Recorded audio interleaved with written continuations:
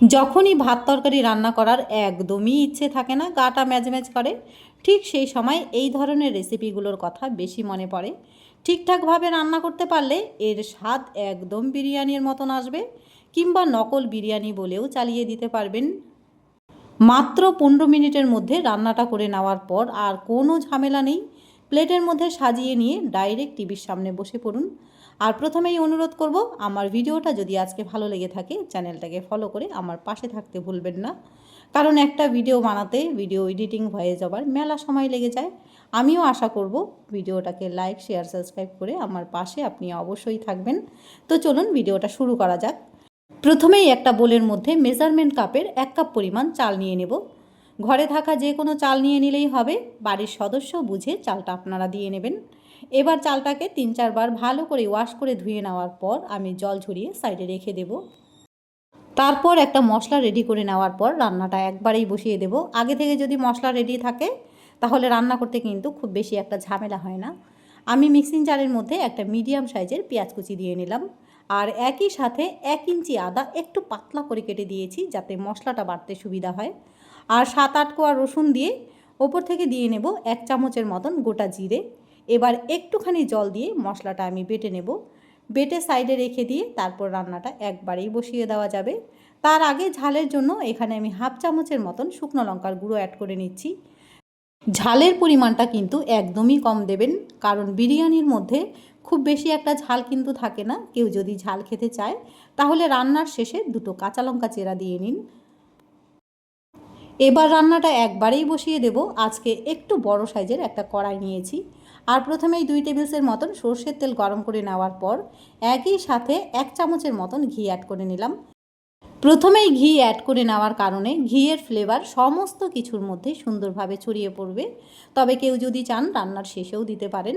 ঘি দিয়ে নেওয়ার পর তেলটা যখন বেশ ভালো করে গরম হয়ে গেছে, ঠিক এই সময় আগে থেকেই সেদ্ধ করে রাখা ডিম, আলু আমি বেশ লাল লাল করে ভেজে নেব। ডিম, আলু একই সাথে সেদ্ধ করে নিয়েছিলাম। আলুটা যদি আগে থেকে খুব ভালো করে সেদ্ধ থাকে তাহলে আলুগুলো খেতে বেশি ভালো লাগে। আলু যদি কোনো রকমভাবে ভেতরে একটুখানি কাঁচা থেকে যায় তাহলে সমস্ত রেসিপির ফ্লেভারটাই নষ্ট হয়ে যাবে, কিংবা টেস্ট খারাপ হয়ে যাবে বলতে পারেন। ডিম, আলু আগে থেকেই আমি খুব ভালো করে সেদ্ধ করে নেওয়ার পর ডিমের খোসা ছাড়িয়ে ডিম, আলুর মধ্যে লবণ, হলুদ মাখিয়ে নিয়েছিলাম। একই সাথে ডুমো করে কেটে রাখা পটল দিয়ে দিচ্ছি। এবার ডিম, আলু, পটল আমি বেশ লাল লাল করে ভেজে নিয়েছি যাতে সমস্ত কিছুর থেকে একটা মিষ্টি স্বাদ বেরিয়ে আসে। এখন যখন পটলের সিজন চলছে, 2টো পটল দিয়ে নিলে কিন্তু মন্দ হয় না। সমস্ত কিছুকে বেশ লাল লাল করে ভেজে নেওয়ার পর প্লেটের মধ্যে তুলে নিয়েছি। আর ওই একই বেঁচে যাওয়া তেলের মধ্যে ডুমো করে কেটে রাখা পেঁয়াজ আর টমেটোও আমি বেশ লাল লাল করে ভেজে নেব।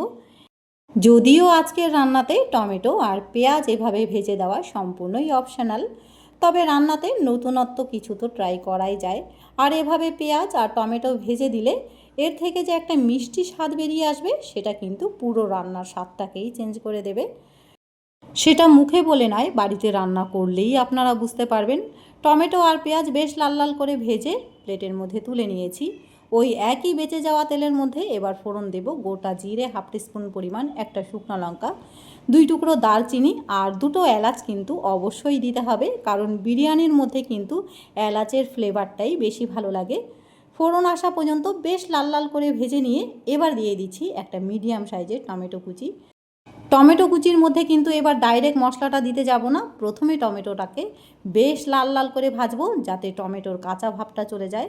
যখন টমেটোটা বেশ লাল লাল করে ভেজে নেওয়া হয়ে যাবে, টমেটোর থেকে টমেটোর কাঁচা ভাবটা চলে যাবে, ঠিক এই সময় প্রথমেই যে মশলাটা আমি বেটে নিয়েছিলাম সেই মশলাটা এখন ওপর থেকে ঢেলে নিলাম। একই সাথে রেসিপির স্বাদ মতো লবণ দিয়ে নেব, আর 1/2 টিস্পুনের মতন দিয়ে দিচ্ছি হলুদ গুঁড়ো। এবার কিন্তু মশলাটাকে খুব ভালো করে কষিয়ে নিতে হবে। মশলার যতক্ষণ না কাঁচা ভাবটা চলে যাচ্ছে, কিংবা মশলার মধ্যে কিন্তু বেশ খানিকটাই কাঁচা জল আছে, সেই জলটা শুকিয়ে যাওয়া পর্যন্ত মশলাটাকে বেশ ভালো মতন কষিয়ে নিতে হবে। মশলা ভালো করে না কষলে তাহলে রেসিপির টেস্ট কিন্তু আসবে না, রেসিপির মধ্যে একটা কাঁচা ভাব থেকে যাবে। তাই মশলাটাকে আমি বেশ ভালো করে কষিয়ে নিয়েছি।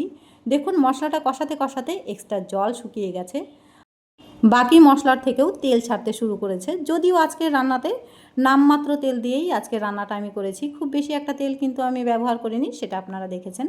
এবার ওপর থেকে জল ঝরিয়ে রাখা চালগুলো দিয়ে নেব। এতক্ষণে চালগুলো কিন্তু এক্সট্রা জল টেনে নিয়ে একদম ঝরঝরে হয়ে গেছে, সাথে চালটা একটুখানি ফুলে উঠেছে।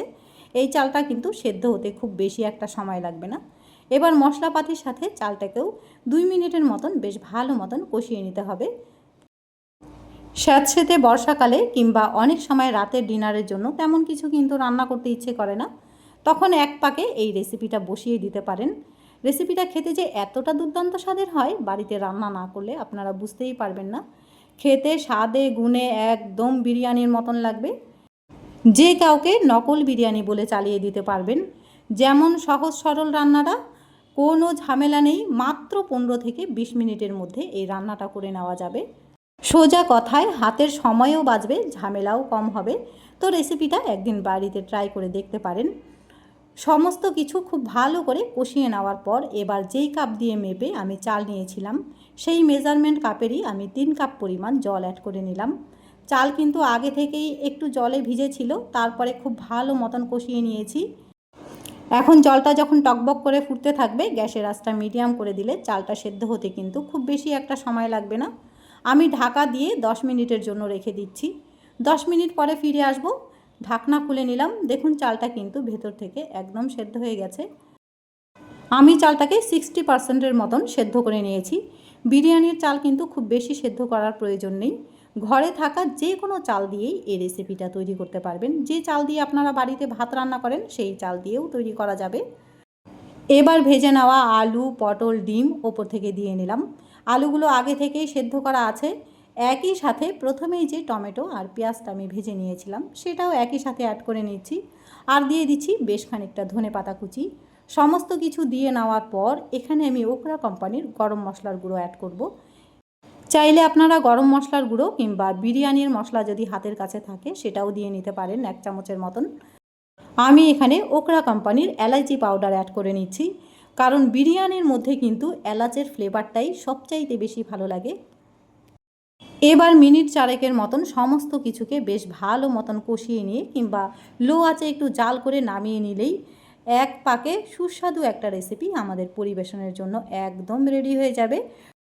একদম কম ঝামেলায় 15 থেকে 20 মিনিটের মধ্যে এই রেসিপিটা রান্না করে নেওয়া যায়। একটা চাল একটুখানি টিপে আপনাদেরকে দেখিয়ে দিচ্ছি। দেখুন ভেতর থেকে কিন্তু একদম সেদ্ধ হয়ে গেছে। এবার গরম গরম অবস্থাতেই প্লেটের মধ্যে নামিয়ে খুন্তি দিয়ে একটু ছড়িয়ে দিলেই এক্সট্রা জল শুকিয়ে ভাতগুলো একদম ঝরঝরে হয়ে যাবে। এতক্ষণ সম্পূর্ণ ভিডিওতে বকবক করে হয়তো আপনাদের মাথা ধরিয়ে দিয়েছি, আর মেলা বকবো না। আজকের মতন আমি এখানেই বিদায় নেব। ভিডিও ভালো লাগলে লাইক, শেয়ার, সাবস্ক্রাইব অবশ্যই করবেন। ফিরে আসবো একটা নতুন রেসিপি নিয়ে।